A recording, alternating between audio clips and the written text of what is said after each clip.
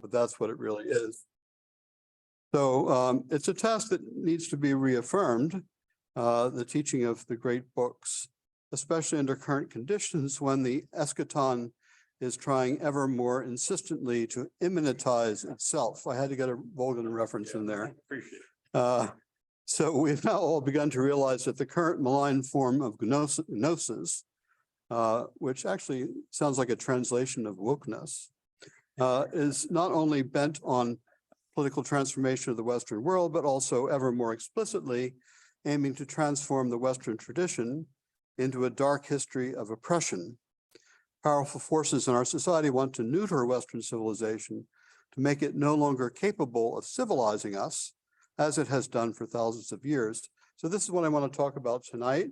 The title is How Not to Defend Western Civilization, but I'm also going to make, obviously, some suggestions about how it can and should be taught and defended at the present moment. So let me start with a quotation from David Brooks, his New York Times column. This is from 2017. So he says, quote, "Starting decades ago, many people, especially in the universities, lost faith in the Western civilization narrative. They stopped teaching it and the great cultural transmission belt broke. Now, many students, if they encounter it, are taught that Western civilization is a history of oppression.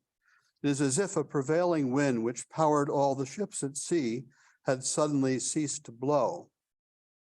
So Brooks was noting in his article a trend that's very familiar to professional historians, namely the lapse in teaching Western civilization in American high schools and colleges since about 1990.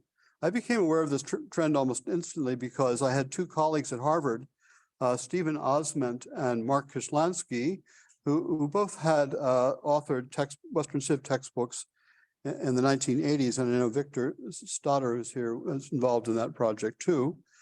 These books were bestsellers throughout the 1980s. I remember Mark Kishlansky boasting to me of his royalties, which he liked to do, and new editions were being issued every few years. But by the mid-1990s, the bottom had completely dropped out of the market. At that point, the big textbook companies were trying desperately to reconfigure their Western Civ textbooks as World Civ books.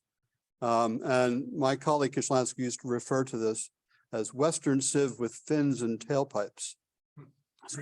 So one type of popular adaptation was the so-called four civilizations approach, where you had your Western Civ book, you reduce it by 50%, you hire 3 historians to write on China, South Asia, and pre-Columbian Americas, and then you had your World Civ book.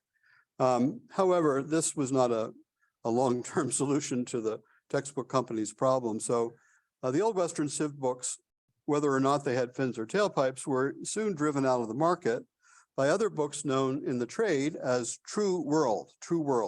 So books that had been conceived and written from the ground up as world history. So these books were proudly and explicitly designed to decenter Western civilization, to show that there was nothing distinctive about Western civilization, or rather civilization, since Western tradition is Greek, Rome, medieval Renaissance, modern Europe, and American, all these civilizations that had previously been regarded as belonging to a single tradition. So in the old books, the Western tradition was said to begin around the 8th century BC in Greece and the Judaic Near East, and to have been handed down over more than 2.5 millennia to modern times. Now, True World textbooks are strikingly different in scope and conception. The earliest example of True World textbooks adopted a multidisciplinary approach called World Systems. It was adapted to global history. It's very popular in the 1970s. I think the chief historian, actually a sociologist involved, was a guy named Emanuel Wallerstein, whom we all have to read in graduate school. I instantly forgot everything and haven't needed it since. But anyway, we're all reading World Systems History, which discounts the nation state, discounts civilizations as units of analysis, and concentrated on global economic systems and population movements. So if you've read Jared Diamond's Guns, Germs, and Steel, it's probably the most significant book that's widely read in this with this type of approach. Very good book, by the way, but it's leaves a few things out. So like civilization. So True World history books nowadays follow the story of human development from early hominids living in tribes of hunter-gatherers to early agricultural settlements about 10,000 BC, to city-based cultures in the ancient Near East beginning around 6,000 BC. So the true world story then splits up into multiple subplots following regional development, gradual integration of city-based cultures around the world, China and India, medieval Europe, pre-Columbian Americas, until through exploration, trade, imperial conquest, and colonialism, we end up in modern globalized times. And then empires are replaced by NGOs, and the utopia of global government heaves into sight as the future arrival destination of human development. So that's, if you live through the 90s, you will recognize many of these themes. They weren't just obviously in a true world history, but they were themes in our civilization, or excuse me, our culture in general. So during the 1990s, the history of Western civilization was replaced by a history of globalization. These world history books were, of course, careful never to violate the prime directive of the era, still to some extent our own cultural dogma that all cultures are created equal. You weren't allowed to intimate that some societies might have been happier or better or more civilized than others. Global history textbooks in the 1990s and 2000s avoided distinguishing between primitive and advanced civilizations, for example. Actually, they all use the word cultures. Civilization was a no-no by this time. They like the anthropological term culture. And all of these are equally valid. I never know what the word valid, when I was learning logic as a young man, they told me that propositions are true or false, arguments are valid, but valid today means, we like it. So all these religions, wisdom traditions, civilizations are equally valid. One was discouraged from pointing out that historically, the most influential cultures have not been closed systems, but open hybrids, joyfully appropriating the arts and technologies of any and all foreign cultures whenever possible, with the enthusiasm of a New Orleans chef trained in fusion cuisine. So in more recent decades, an exception to the presumptive equality of hermetically sealed cultures has been made for the cultures formerly known as Western, which are now held to have been much worse than other world cultures. Western civilization, in the current view, is uniquely evil, guilty of slavery, racism, genocide, militarism, global economic domination, greedy capitalism. I won't go through the whole list, it's familiar. Environmental devastation, monstrous levels of income inequality, male oppression of women. Of course, this never happens outside of Western civilization. So this is what I refer to as the Satanic narrative. The West as the great Satan, sort of Ayatollah Khomeini's view of America, is in this particular narrative, Western civilization, I call it the Satanic narrative. The West is the inventor of everything bad. So in the last 5 years in particular, we start to hear eliminationist language from educational policymakers, arguing that the history of Western countries should not be taught at all, lest students become infected with its racist, sexist, militaristic, white supremacist attitudes. It's okay to despise the past, in other words, so long as it's our past. All other pre-modern cultures may be admired so long as they are safely locked down in the historical past and don't challenge any of the dogmas of modernity. Pre-modern cultures are to be studied in museums, pinned to wall displays as ways of life that have been superseded, not to be affirmed as the roots of a living present. So what happens to cause the collapse of the teaching of Western Civ as a subject in American schools and universities since the 1990s? We can get answers to this question, I think, by looking at Western Civ books in the period before the 1990s. Western Civ book is a relatively recent phenomenon. It's after Second World War. There are not too many. If you studied what we call Western civilization before the Second World War, you would be studying ancient Greek and Roman civilization or European civilization, but they didn't call it Western. The term Western becomes really popular thanks to Oswald Spengler, the Decline of the West, right after the First World War. But Spengler means by the West, he meant Western Europe and its overseas settlements since the time of Charlemagne. He doesn't include Greco-Roman civilization in the West. So the way we use it since the Second World War is quite different. We incorporate Greece and Rome into as it were, the foundations of what we call the West. So if we go back and read these textbooks used in America in the 1950s, the 1980s, we have a whole collection shelf of them in the at Hillis Library at Harvard. We enter a different world entirely, a world of supreme Western and American self-confidence. The West then saw itself as a civilization that represented the apex of human development. Before 1980, the driving question in Western Civ textbooks is, why the West?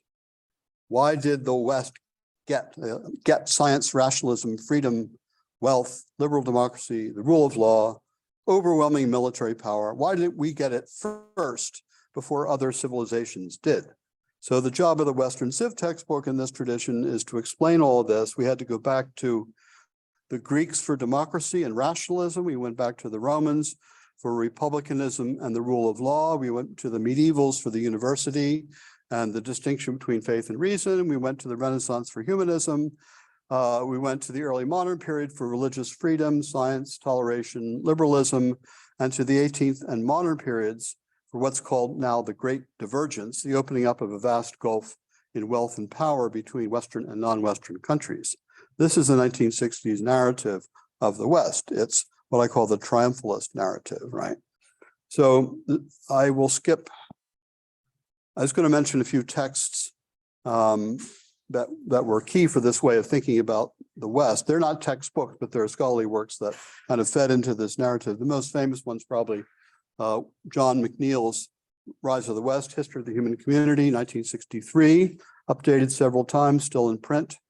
You might know Francis Fukuyama's The End of History and the Last Man, which comes at the end of this period.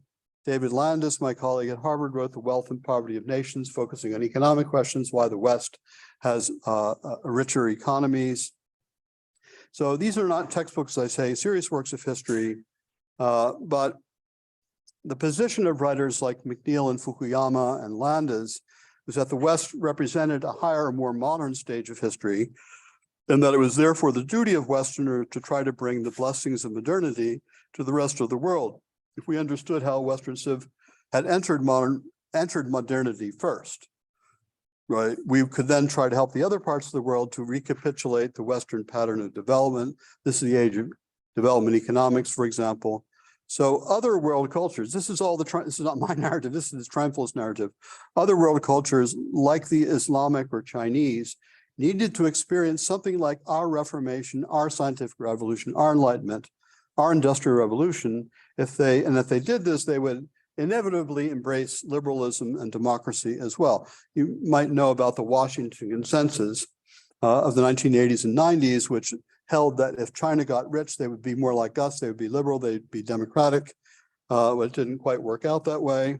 If you remember the post 9/11 discussions after the attack on the World Trade Center, a lot of people were saying, well, Islam, what's wrong with Islam? Islam needs a reformation, it needs to go through the same,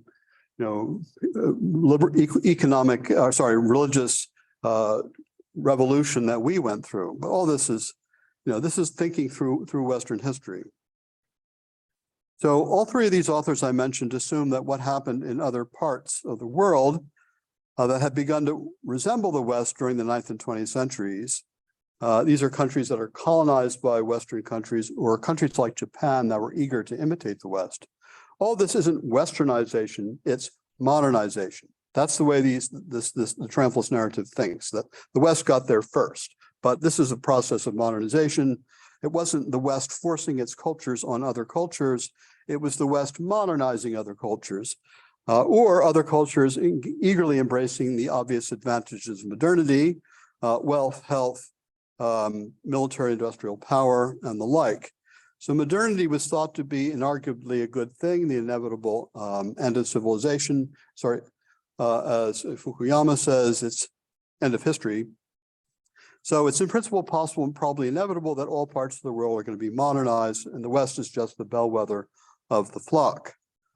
All right, so that's the triumphalist narrative. So we have the Satanic narrative, the West is the origin of everything bad, and we have the triumphalist narrative, the West is the bellwether of global modernization. So what happened to defeat and reverse the triumphalist narrative? The obvious answer lies with student radicals 1968, March to the Institutions, radicalized academics. If you go back to the 1960s, there have been studies showing that the political divisions on campus between left and right, or Republicans and Democrats, are more or less 50-50 or 40-60, depending what part of the country you are. It's incredible to think about that, because nowadays we're over 90% on the left, and very few people who admit to being on the right. And there were all sorts of new curricular fields that popped up after the 68. Departments like history and English, new curricular fields and subfields multiplied that were the children of progressive political movements. All right, so the imbalance got much worse after 2000. By the late 2010s, the ratios between liberals, that is, these are people who are far to the left of traditional liberals like myself, on the one hand, and conservatives, many of whom are actually liberals in the older sense of the word, have become 10 or 20 to 1. Dissenters from the new orthodoxies, many of whom considered themselves liberals and progressives, found themselves pushed out. And one sign of this was William McNeill, the author of The Rise of the West. He's 73 years old, and they tell him that he's making the world a worse place. So he, in 1990, decides to denounce his own greatest work, I'm quoting, as an expression of post-war imperial mood in the United States. And its message of his own book was a form of intellectual imperialism. So he's giving up, he's doing a palinode. So the politics of the profession grows more radical. The triumphalist approach to Western civilization becomes intolerable to academics, as in a way it should have. I'm going to make a point about that later. So there are two incompatible lines of attack on the teaching of Western Civ. One is Kwame Anthony Appiah, who writes he gave the Reef lectures at BBC, very popular lectures, which were then published as a book called The Lies That Bind, 2018. So he argues that there is no Western tradition. It's an ideological fiction. It's made up in the 20th century. It justifies Western imperialism, but he tries to then break it down into various irreconcilable traditions. So I wrote a long answer to this in the New Criterion September 2021 issue. I'm not going to go into that now. But the other line of attack, which is now the dominant one, is to admit that Western civilization existed, but it was uniquely evil. So now the questions historians are asking of Western civilization is not why was the West successful, but why is the West so evil? I lived through this period in our history department last 20 years, actually 30 years. Well, I would say 20, 25 years. So courses in Western Civ are no longer being taught by the mid-1990s. I think we last taught at Harvard in 1996. But it's still being discussed by academics from their new perspective. They feel this exciting vocation to expose the evils of Western nations. It's when you get post-colonial studies. So the old triumphalist Western Civ textbooks had often been blamed, and I think with some justice, for looking down on non-Western cultures. The new revisionist history still teaches students to despise others, but now it's figures from our own past that we're supposed to despise. Defective people like George Washington, Thomas Jefferson, Abraham Lincoln, Winston Churchill, who fail to come up to our current standards of goodness. So the overall message you're getting from people who still study European Western history is the past is not only a foreign country, it's an enemy country, right? We don't want to acknowledge our past, or if we do acknowledge it, it should be with a sense of shame. However, historians get bored by unrelieved negativity. I'm going to stop the negativity quite soon, believe me. So everybody gets bored with negativity. And after a while, the revisionist narrative gets very predictable. Professors saying, yeah, we already know what your conclusion is. Western capitalists, imperialists are bad. And the students are asking, more importantly, why do we need to study these horrible Western people and their history, literature, and art? These are bad people. We shouldn't be studying them. Aren't the products of Western culture totally discredited, guilty by association with evil civilization? So this is the period we have the movement to take the memorials of the Western past, torn down, relegated to dark corners of museums, or placed in approved narrative structure, which would render them useless. All right. So in the last few years, we've entered a new phase in the rejection of Western civilization, what I call the eliminationist phase. Obviously, I think that eliminating the study of Western tradition from schools and universities is bad. I think you picked that up by now. I'm actually writing a history of this. I'm determined to be canceled by Harvard. And I don't want to be canceled by a microaggression. I want to be canceled by a macroaggression.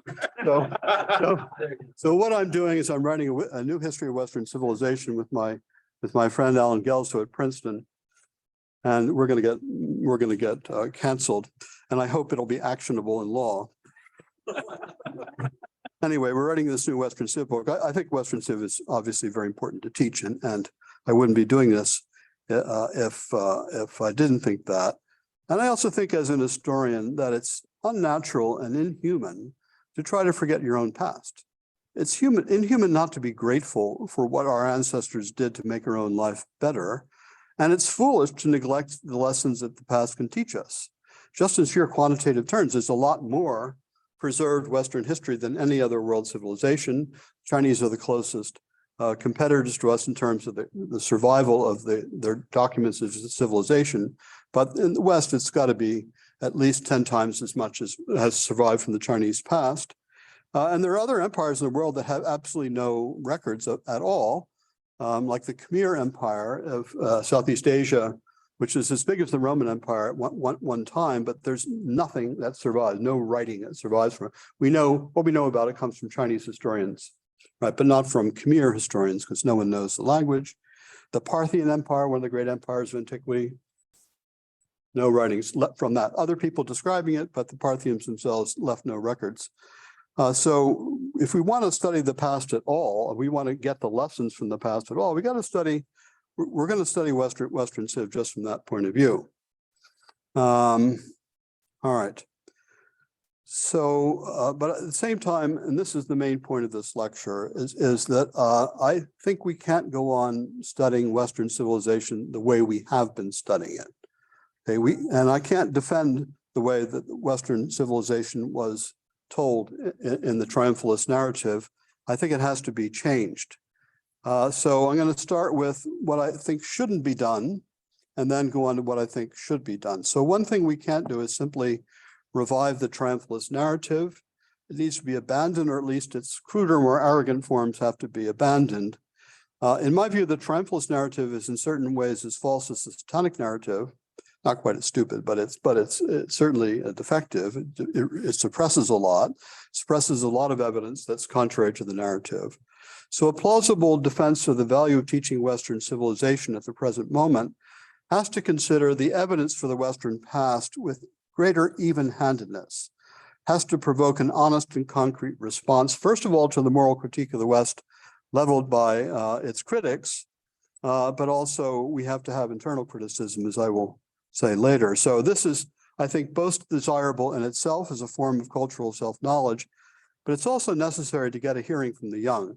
A reformed study of Western Civ that is fair to both Western and non-Western civilizations will be more persuasive than the heavy-handed, unbalanced narratives of the past. So this means, above all, to me, this means we have to study the Western past in a comparative perspective. We're not just studying the West. We want to study the West as a civilization among other civilizations. So a comparative approach will benefit students who have been subjected to the barrage of cultural propaganda that tries to convince them that the Western past should be regarded with shame and disgust. That barrage reduces their desire to study the past and discourages them from reading classic works of Western literature and philosophy. If you think it's all bad, why should we even study it? We might get infected by it. But the comparative approach raises the provocative question whether the Western past is unique in its evil, whether the other world civilizations our students have been told are superior to ours, in fact, deserve that moral status. The moral status of a civilization, after all, is not what should determine the question of whether it deserves to be studied. You could even make the argument that a defective civilization deserves as much or more study than a meritorious one, if only to help us avoid the mistakes of the past. So I'm going to give an example. I've been talking in very general terms. I'm going to give an example. Let's assume, for the sake of discussion, that the civilization of imperial China in certain respects is superior to that of the West. This is not an implausible assumption. A number of the Jesuit scholars who went to China in the 17th century concluded that China was a superior political system, and this was a kind of dogma in Western culture until the middle of the 18th century when Montesquieu challenged it. But they all thought that China had a better political system. So let's say we believed imperial China from the Han to the Qing was in general less militaristic, less inclined to glorify war and warriors, more meritocratic, more concerned with education and the moral qualities of its officials, more religiously tolerant, more inclined to value and support the family and the common people, and less inclined to glorify personal wealth than the societies of the West in the same period. Let's say that's true. So that would give us a good reason to study Chinese history, but it would also entail comparative study of the Western past as well. If Chinese civilization before it became Western and communist in the 20th century was better in some respects than ours, we need to understand why the nations of the West did not succeed so well, how much of this relative failure was due to accidents of geography and environment, how much was structural or built into the Western tradition, and how many of the failures of the modern West might even be the reversible result of deliberate wrong choices made by politicians and policymakers. So once that comparative question is raised, it leads naturally to other comparisons where a fair-minded student will find contrasts more to the advantage of the West. For example, our traditions of self-government, which don't exist in China, economic freedom, free trade, or in the arena of intellectual achievements such as mathematics, laws, medicine, the fine arts, literature, historical writing, music, political theory, geographical knowledge, exploration, natural science. You start talking about those topics, then the balance looks a little bit different. Not that I'm saying the goal here is some kind of contest of cultures. I'm not saying that, but it just, if you want to fight fanaticism, if you want to keep undergraduates and students from thinking that we're uniquely bad, the comparative perspective is what they need. And we need less fanaticism right now. I think everyone can agree. Everyone who's not a fanatic can agree that there's too much fanaticism. So a student who studies China and the West in a comparative way from antiquity to the end of pre-modern times can't help but to take a more balanced and better informed view of our civilization. And they will discover that other world civilizations have engaged in slavery, coerced labor, cruel wars of conquest, racism, genocide, income inequality, sexual exploitation. All this exists everywhere in other civilizations. They're not unique to the West. So that's one aspect. I think that if we're going to teach Western Civ today, we should teach it in a comparative perspective so that people will have a greater understanding of strengths and weaknesses, and also a greater ability to discern what needs to be changed and how it could be changed. So my second point about how it should be studied is that we need to be more balanced in our view of modernity than the traditional narrative. The traditional narrative just embraces modernity. It's better. It's us. We're Western. We're modern. Everybody else should be like us. So this old triumphalist textbooks on Western Civ uniformly took the view, which is denounced by C.S. Lewis as chronological snobbery, that what comes later is always better. It assumed that the Enlightenment program for the future, the expansion of personal freedoms, individualism, the abolition of religious authority, the scuttling of inherited traditions, the development of technology, and the expanding power of science and the state. In the traditionalist narrative, these are inarguably good things. So continued expansion of these features of modernity and this way of thinking counts as the wave of the future. You push them along, you're on the right side of history. So I think that modern people need to hear, or young people need to hear, a more balanced view of the failures as well as the successes of modernity. by devoting serious study to Western civilization.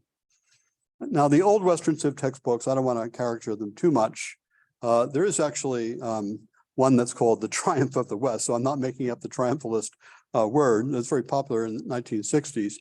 The old Western Civ books usually will admit that modernity has some problems with it, like the possibility of nuclear annihilation or man-made pandemics is one of the things they raise, immiseration of the working classes. But the general attitude is so long as development of modern ways of life are guided by the hands of wise experts and ratified by democratic politics, modernity would eventually lead the human race to a future without limits. Which is still the view of many people today, of course, but they no longer want to study the history of modernity because that means studying the history of the West. You can't study modernity without studying the history of the West. That's where modernity first emerges. I know I'm using that in a very soft way. We could talk about it more if you want to, the word modernity. But if we are more critical of modernity, it might mean, it might raise a few questions. For example, whether every new technology must be embraced. It's kind of assumption of modernists that all new technologies are good. Whether the power over, or they're going to come and give up, you're going to take over, don't even try to fight it. Whether power over nature is a good thing or needs to observe limits. Whether attacks on religious authorities and traditions have always had the good moral effects promised by Enlightenment humanists.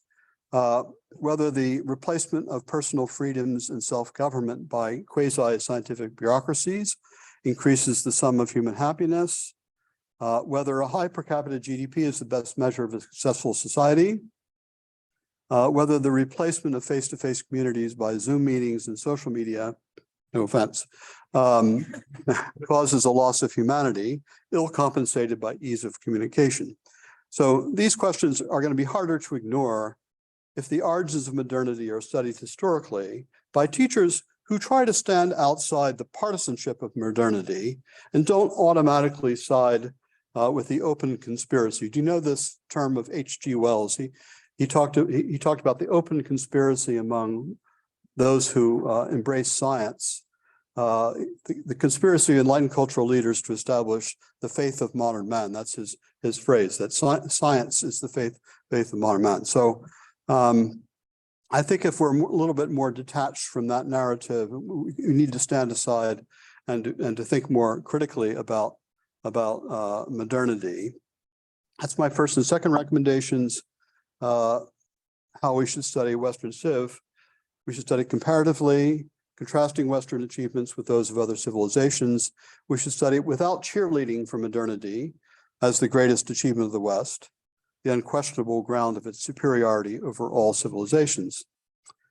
So my third recommendation is this, that the study of Western civilization should never take the form of uncritical panegyric or self-praise.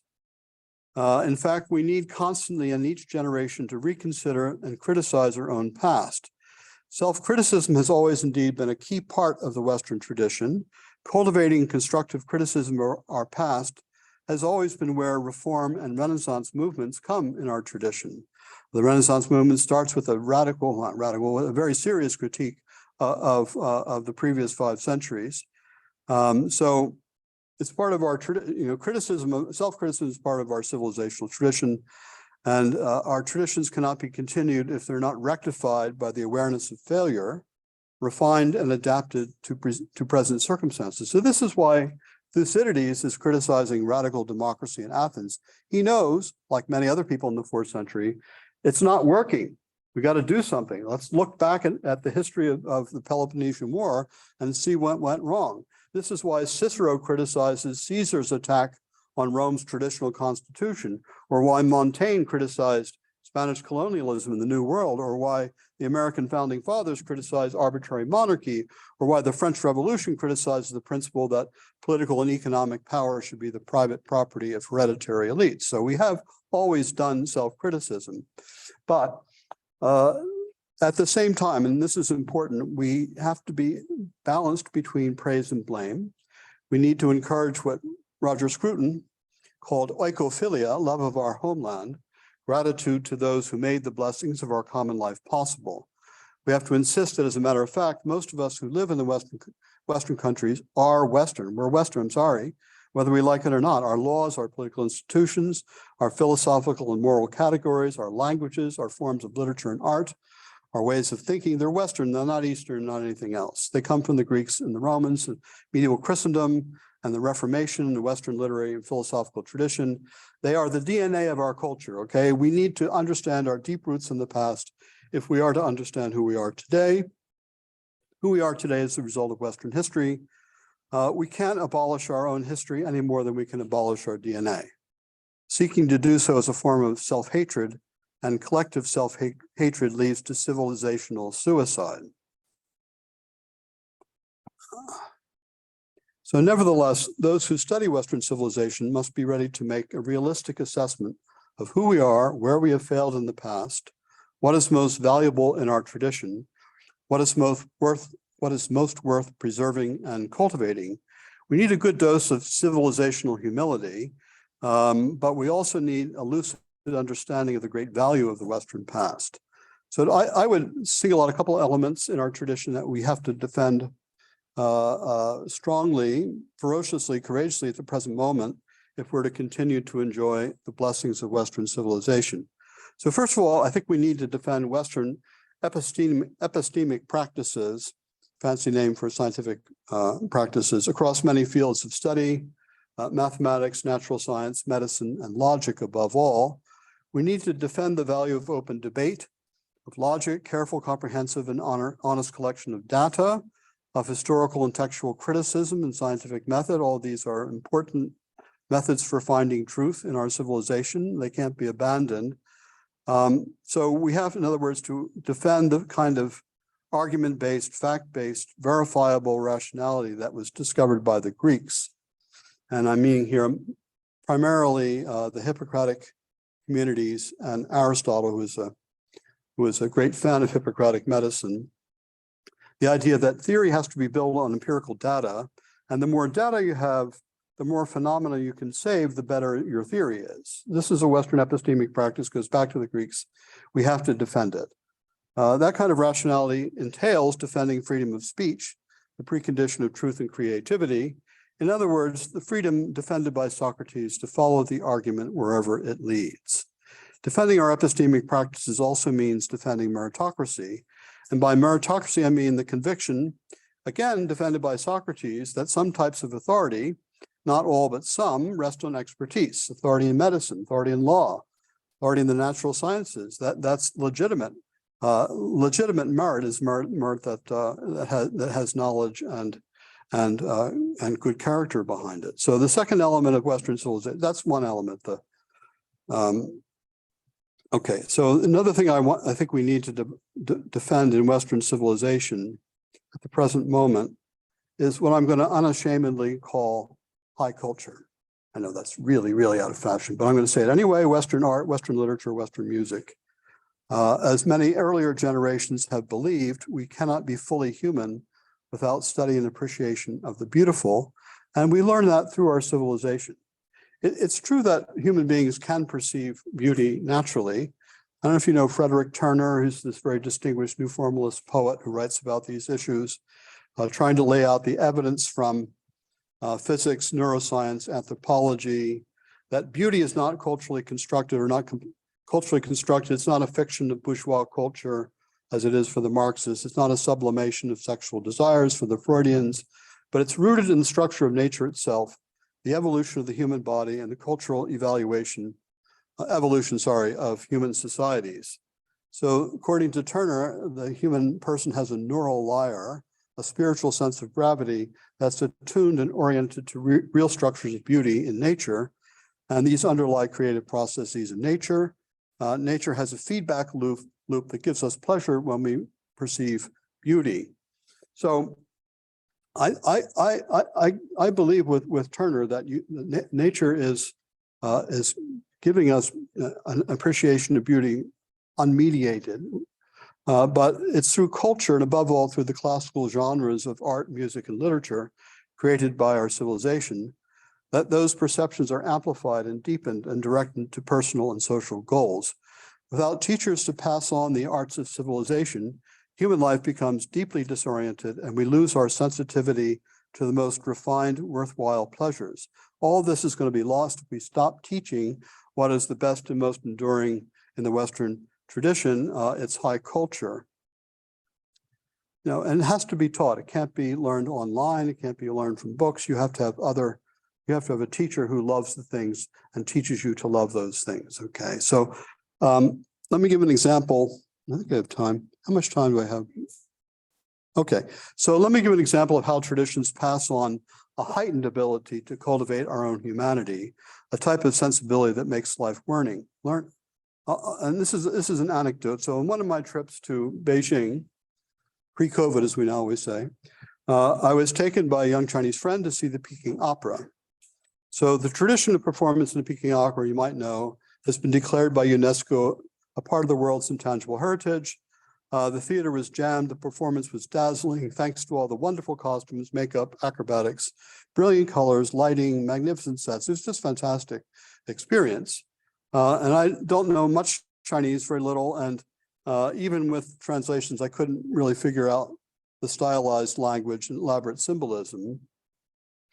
So I was looking at my companion next to me, and she's going, she really loves it. You can tell I'm kind of sneaking glasses, and she's face is wreathed in smiles, and she's really getting into it. I'm looking around the audience. Everyone loves this, right? But I have to say that my own ears could not understand or enjoy the music. It just didn't make it. The music did not impress me as beautiful or moving in any way. It was just noise. It's very loud. For one thing, Peking Opera is very loud. And I have a Western sensibility. The music seemed to me melodically, harmonically limited, no modulation, for example. So at times it's even painful for me to listen to. And I'm not saying this in any way to criticize traditional Chinese music. I'm sure that it's wonderful for people who enjoy it. I'm just trying to say that I couldn't enjoy it. And my lack of enjoyment is due, I think, to my own ignorance. I was never exposed to Chinese music when I was a music student years ago. I was never taught to enjoy the music, and that's because I never had any experience of this. So what I'm saying is that there is people in this Chinese tradition were able to enjoy it. I was not. You need the civilization to help you understand beauty. I try to tell my wife this whenever I buy a new car, because she's from Thailand. She doesn't really understand the style principles of American automobiles. And I try to tell her, this car is beautiful. And she says, how much does it cost? I said, look at those beautiful lines. But you have, in order to understand the language of automobile motor design, you have to kind of know the tradition a bit and see what's being referred to and so forth. But my wife says, how much miles per gallon does it get, right? So the fact that you have to be trained to enjoy any kind of art or music, the fact is you have to be trained to enjoy any kind of art, literature, music, and that's created in another time and place. We all know people in the modern world who find Western opera and classical music boring and unbearable too, right? We all have friends who just can't stand classical music. And that's because they don't have the educational background to enjoy it. And that to me is a terrible shame. It's potentially a catastrophic loss to future generations.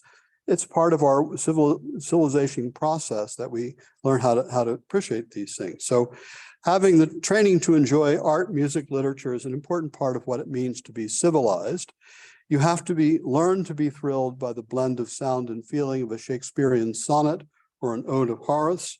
You have to learn the conventions and traditions of Western classical architecture to recognize why St. Paul's Cathedral, designed by Christopher Wren, is one of the most brilliant buildings ever erected. And I'd add what I said before, that the only way to really learn and love great art is to be introduced to it by other people who understand it and love it. That's how it's communicated, right? Not from books. So in the end, the study of Western civilization is about love. It's about loving things that have made our lives better, that have inspired and improved us. That love, too, is part of our tradition. Marcus Aurelius begins his meditations, his self-administered Stoic exercises in how to be a better person, by remembering the philosophers and statesmen who in his youth made him resolve to pursue virtue and wisdom and to be a better ruler. Because the meditations of Marcus Aurelius are meant to be read over and over again. He's writing his notes to himself about what he's understood about being better as a person and a ruler. So he starts always with the memories of his youth and the men who impressed him and made him want to be good. And this type of love, I think, is instantly understandable to the young. And like all forms of love, carries its own authenticity and power. When we honor the past and show gratitude to those who make our present life possible, we're also motivating the present generation to do things worthy of memory. This is what the Renaissance called generosa emulatio, noble rivalry, rivalry in the best things. As Pericles wrote in his funeral oration, for the whole world is the sepulchre of famous men, and it is not the epitaph upon monuments set up in their own land that alone commemorates them, but also in lands not their own, there abides in each breast an unwritten memorial of them, planted in the heart rather than graven on stone. So when we study Western civilization, that should be our aim, to engrave on the heart love and gratitude to those who made that civilization, our civilization, great. Thank you.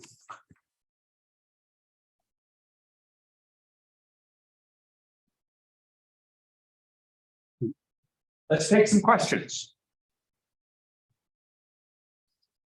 Nobody else wants to be canceled?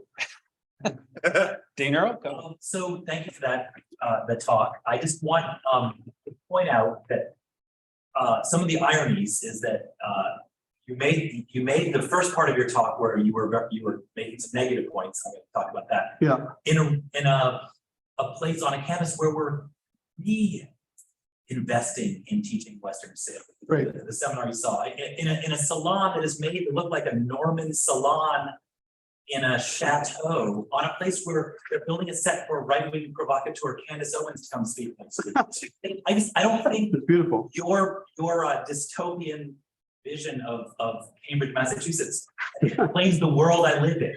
Okay. Or my previous gig, which was at the University of Kansas, where we had a thriving department of humanities and Western Civ. Yeah. So help me understand. Okay, it's over drawn. I agree, and it's partly my depression at the abandonment of Western civilization. Certainly, are you teaching Western Civ here? Are you teaching history? History Western? Yes. Now that I know something about. I went through all of the 50 departments of education websites over the summer. I wrote an article on this. And they've all abandoned Western Civ.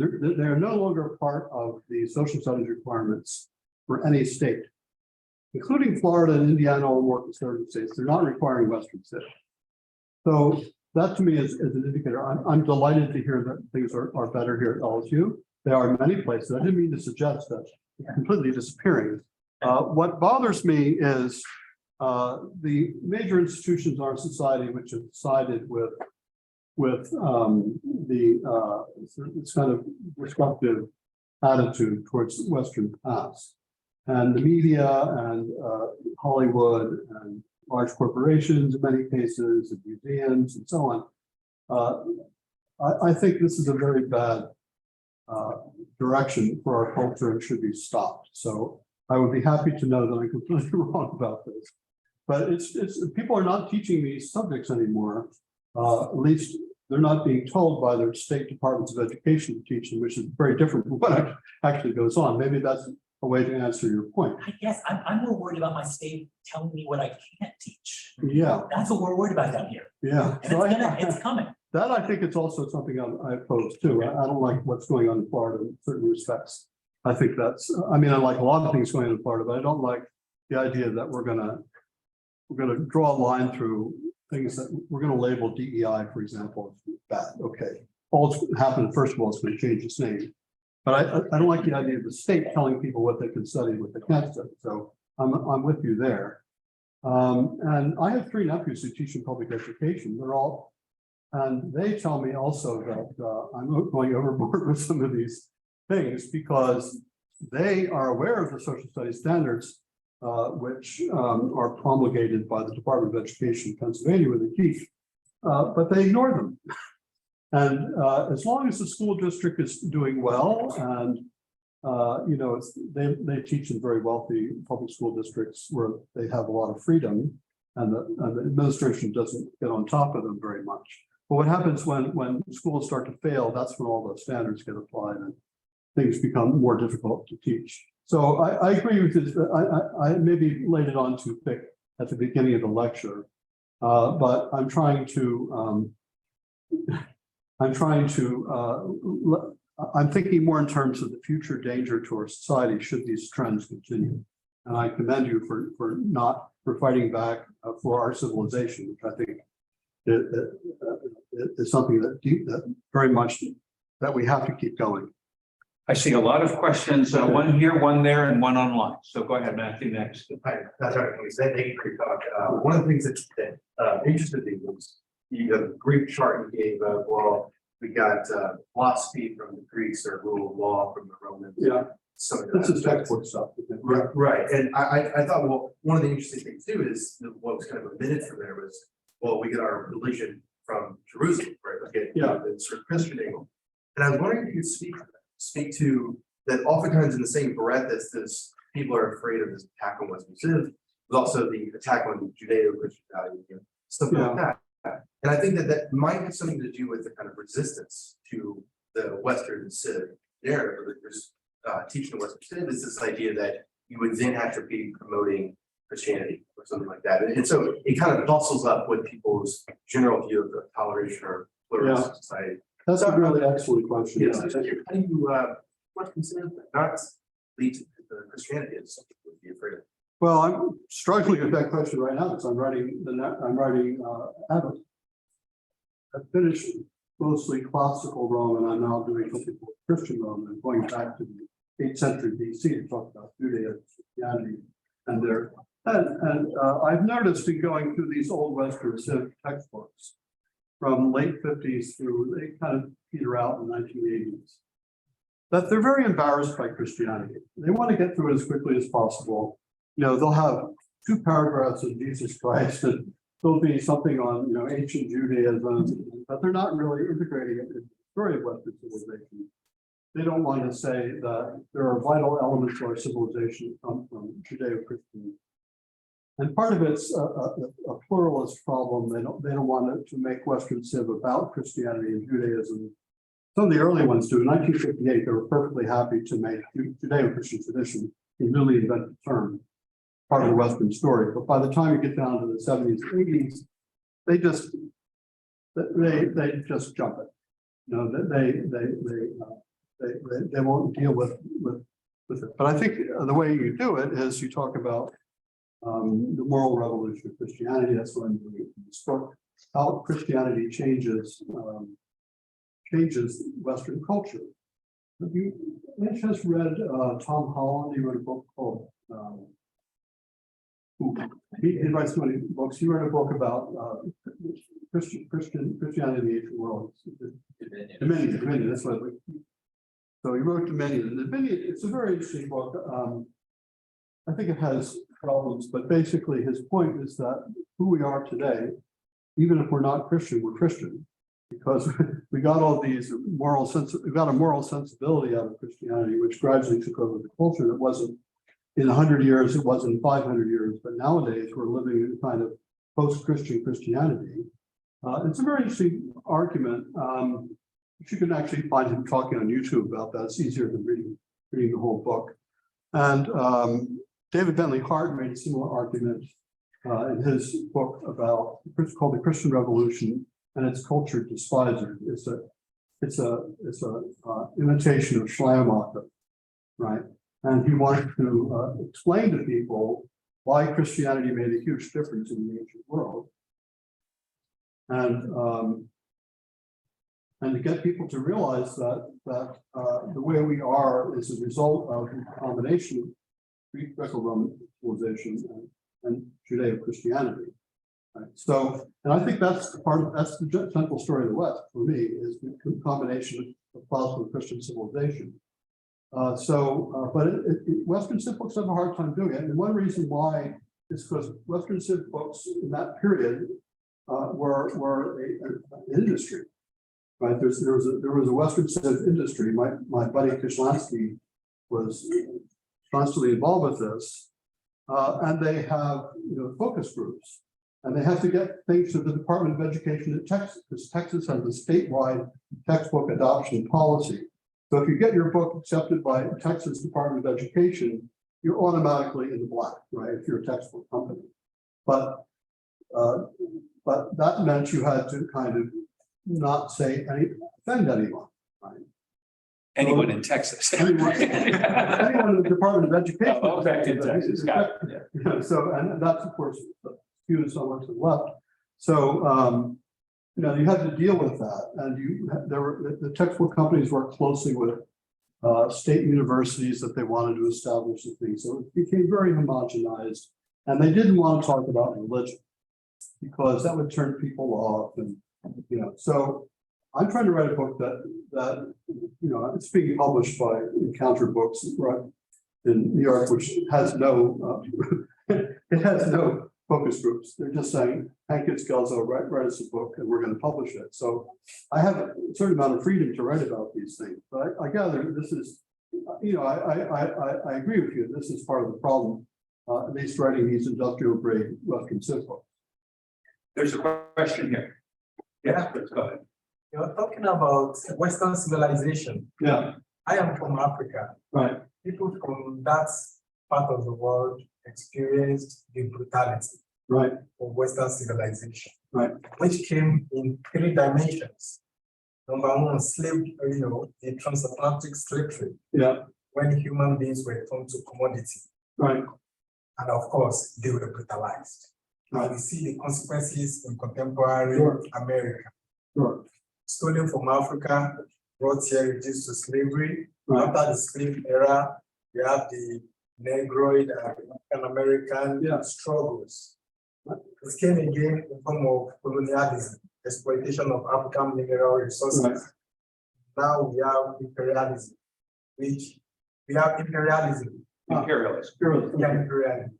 right, So Africa is a victim of Western brutality, Western exploitation. yeah, But in this part of the world, in America, if you talk about it, you are likely to be an enemy of certain people, and you're likely to be in trouble, and your career is in danger if you are not careful.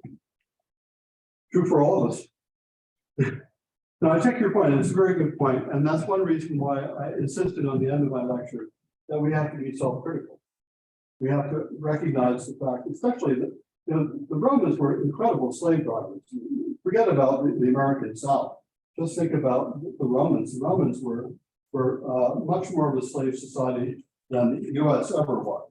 Okay, and this is why we have to be honest about our past. We can't just say bad things happen, so we shouldn't study our past, right? Bad things happen, which is the reason why we should study our past, as far as I'm concerned. But we also have to study comparatively because Africa, you know, experienced slavery from Western slavers, but it also experienced slavery over a longer period from Muslim slavers, right? The history of slavery in Africa is not just a Western story, it's a story about Islamic slavery. And it's also about some Africans who cooperated with the slave trade as well. So there's a lot of blame to go around. I think raising blame is you know, trying to decide who's more guilty is not really a good historical question. I don't think it can be answered by an historian to start off with. But I agree with you that we have, this is the reason why we have to study our past and study it not in this triumphalist mode, which suppressed stories like that. If you read Western Civ books from the early 60s, they just didn't even mention it.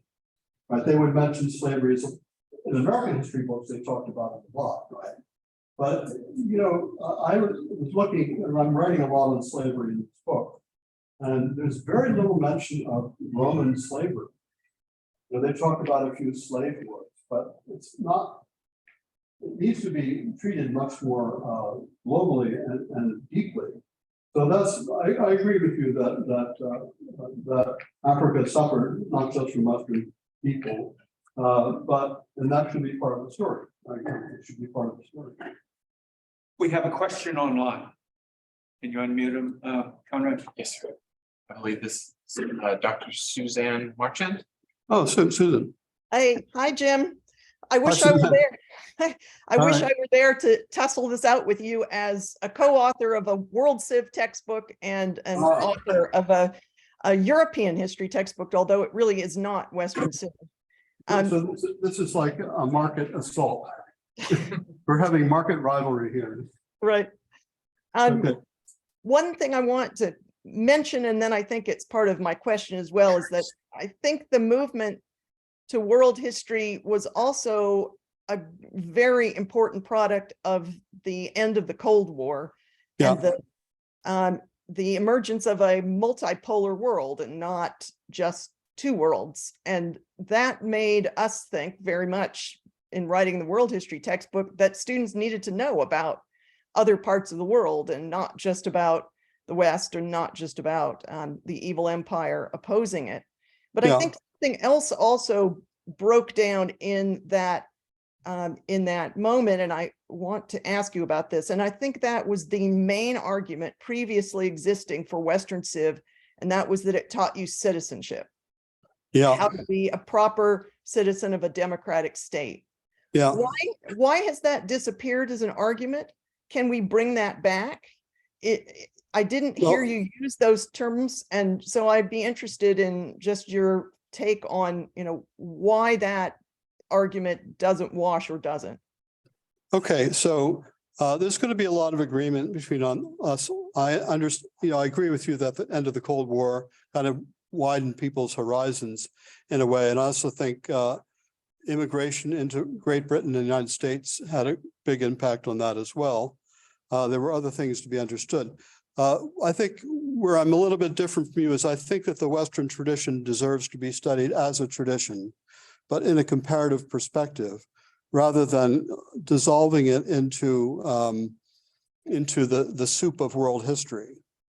So I think it's valuable to study Western Civ as a tradition. It's obvious in the case of literary traditions and philosophical traditions that you really shouldn't be studying 20th century philosophy or 18th century philosophy without studying Greeks and Romans, that is a tradition. And literature and drama, these are traditions that go back to the Greeks.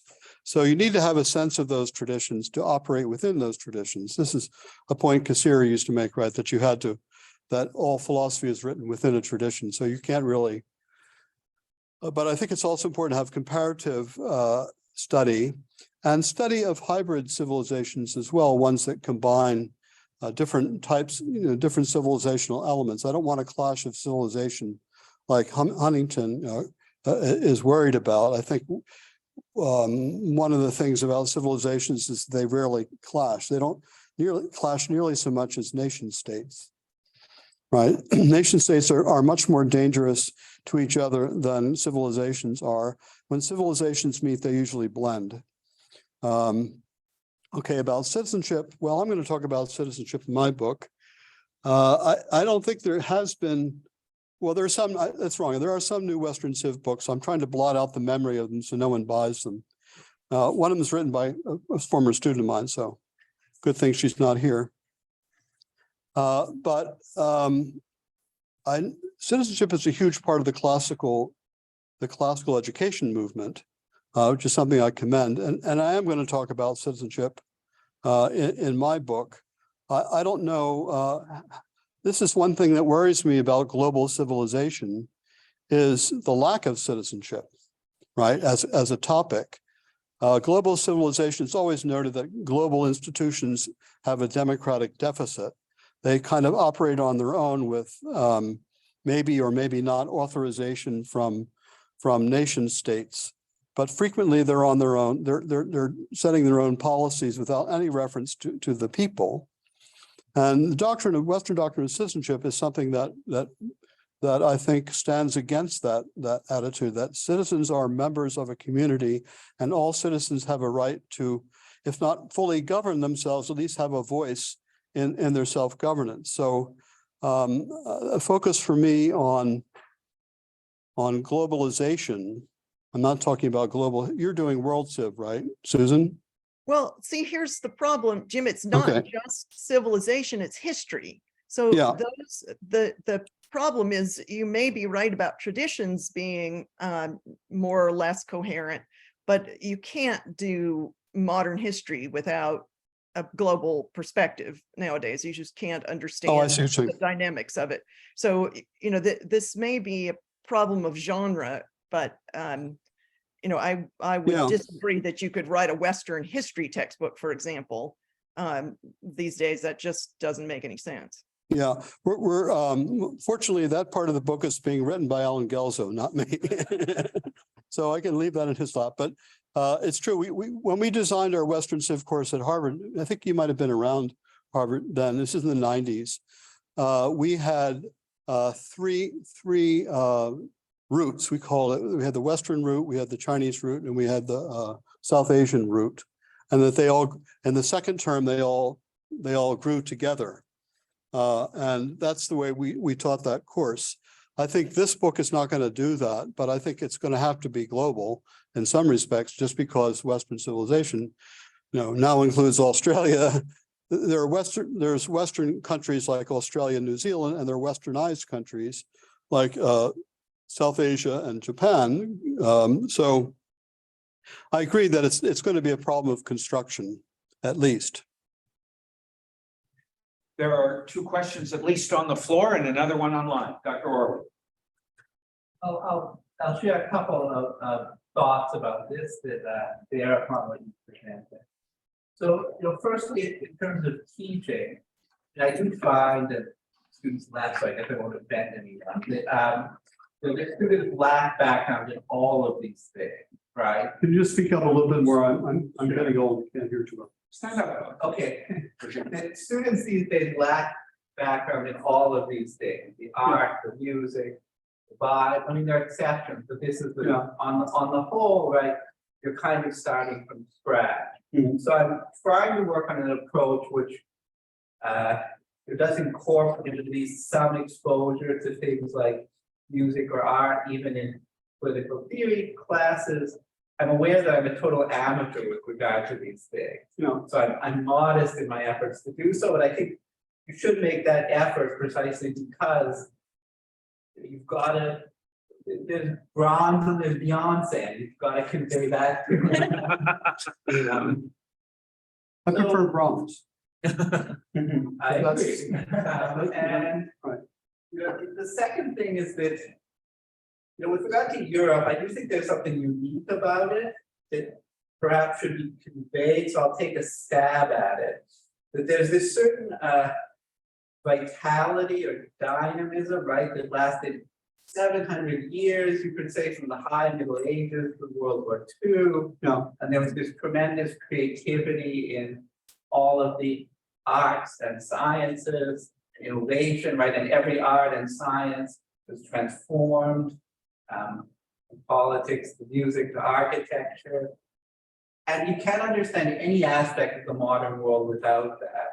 Right. And I think we should try to keep that while at the same time admitting, well, it ended with Hitler. It didn't make anyone morally superior. So maybe that's a start at how we could look at these things. Because just as another point, for example, in the Islamic world, the period of even in Greece, right, it was only a century or two, this period of cultural flourishing. I mean, there's nothing like Europe, as far as I know, anywhere else in terms of the breadth and longevity of it. Yeah. Well, there's not much to disagree with there. I agree about the, I think one of the key things about European culture is highly competitive among nations and cities and you know, kingdoms and so on. There's multiple competing political entities throughout that period. And there is negative competition in the form of war.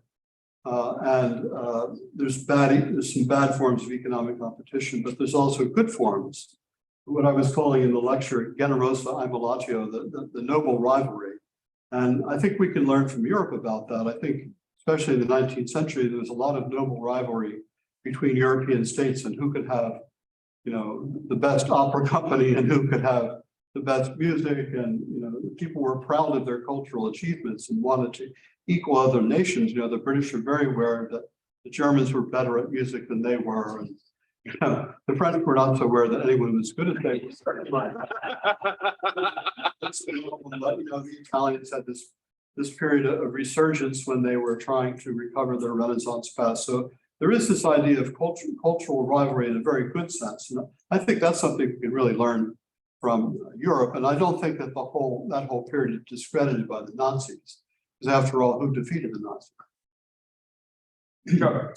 Yeah, you invited a question about modernity, so I'm going to take you up on the offer. Okay.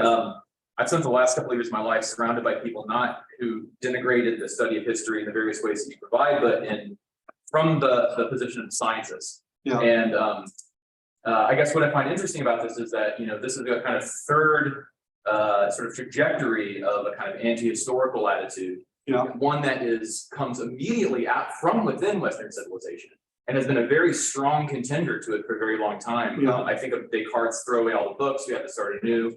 It even goes back all the way to the Greeks in many respects. Although he doesn't really, but never mind. Well, which incidentally, the study of history itself has always been a very contentious topic within Western civilization. Yeah. I mean, you have it takes a Descartes saying don't do it for Vico to say to do it, and really, I mean, I found that I was a teacher at a private classical school for some years.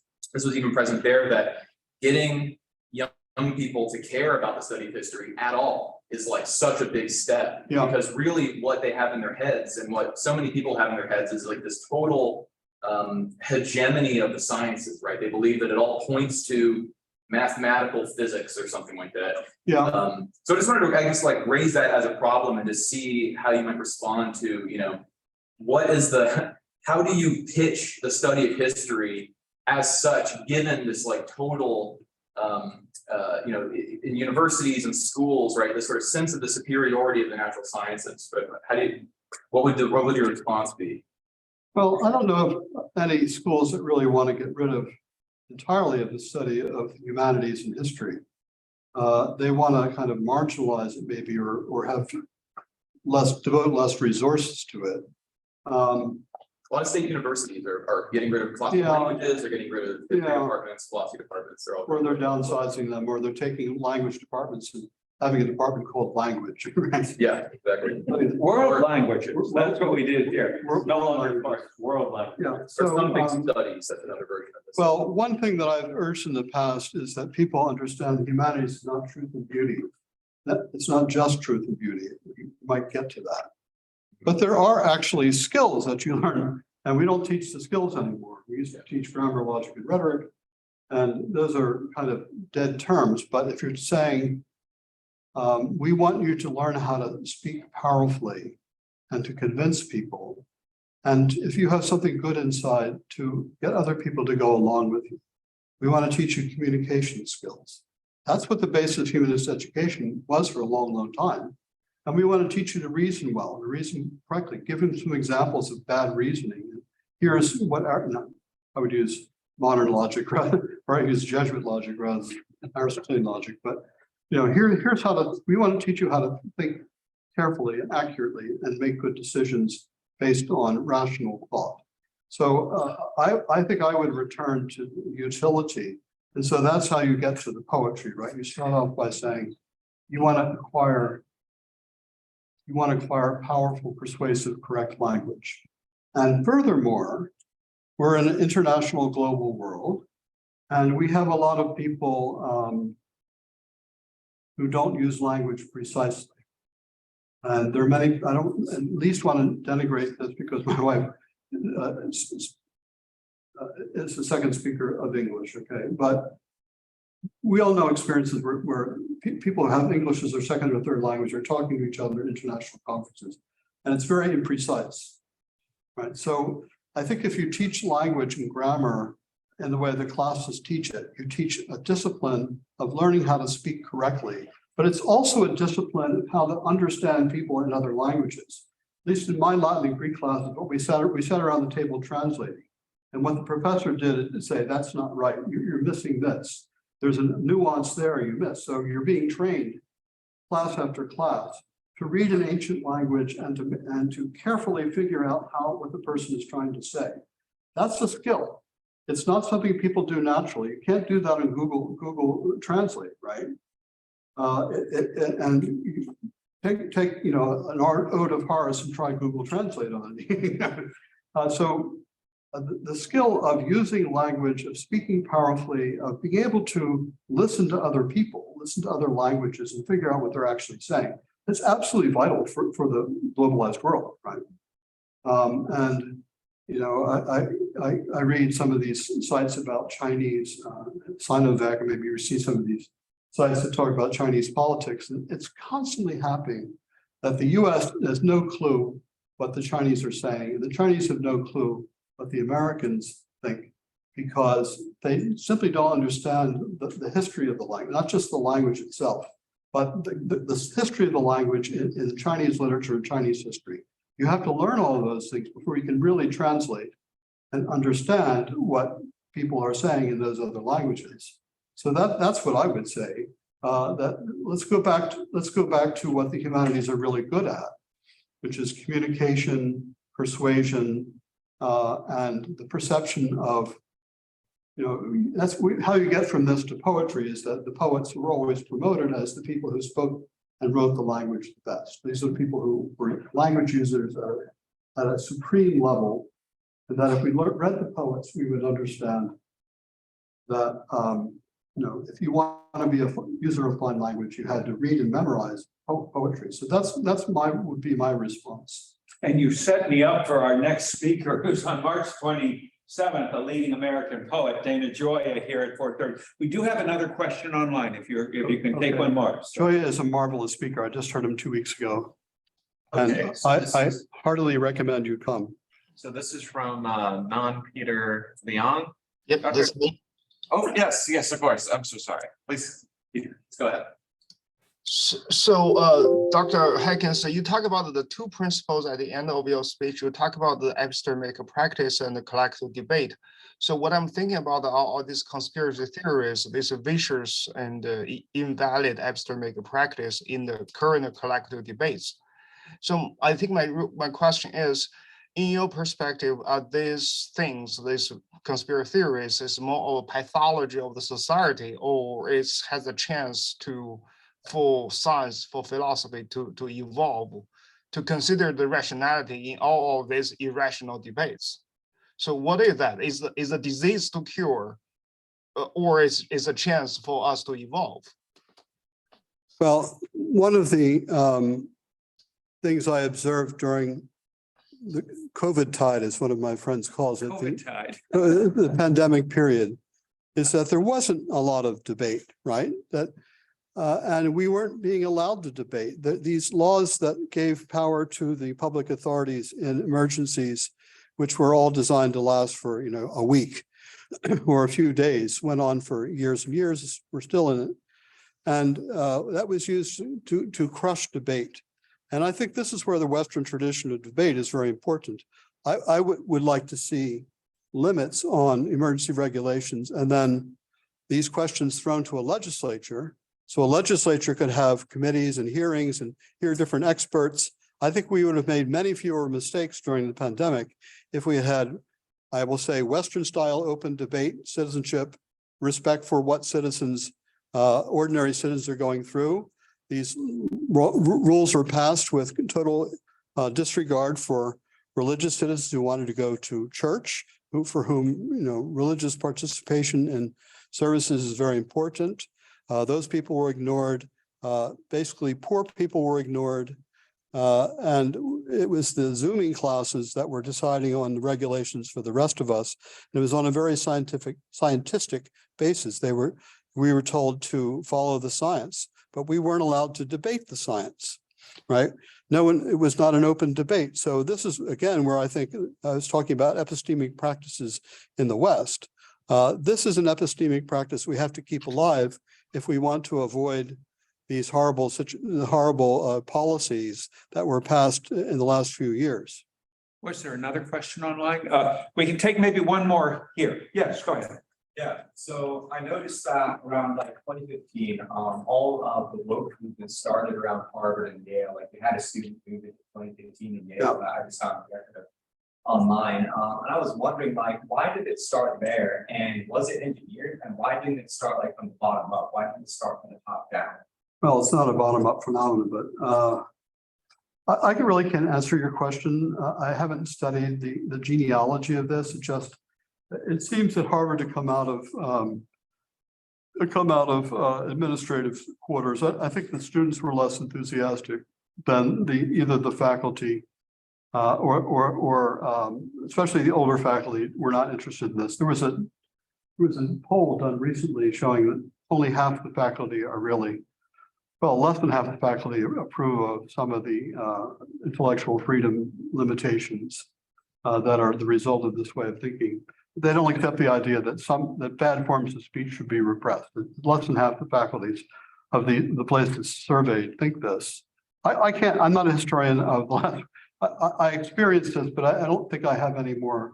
I don't think it's all Harvard Yale, by the way. I think it's happening. It was happening all over the country. But I couldn't give you a historical explanation for it. I'll give you a hypothesis that an awful lot of the critique emerges from the West, even though it sometimes speaks in a voice as if it's from somewhere else. It's actually this old tradition of the auto critique of the West. Yeah. And that which Marx, for example, Freud, whom you mentioned, exemplify, and that I think this might be just another element of that, and that would be evidence in that way that it would come precisely from the most sophisticated Westerners. Does that sound plausible? Or Yeah, no, I agree. Spangler, another great thing. Well, in any event, you've heard about my next show, so I hope you can join that, and we've heard that endorsed, but especially today, those of you who are here, please join me in thanking Jim Hankins. Thank you.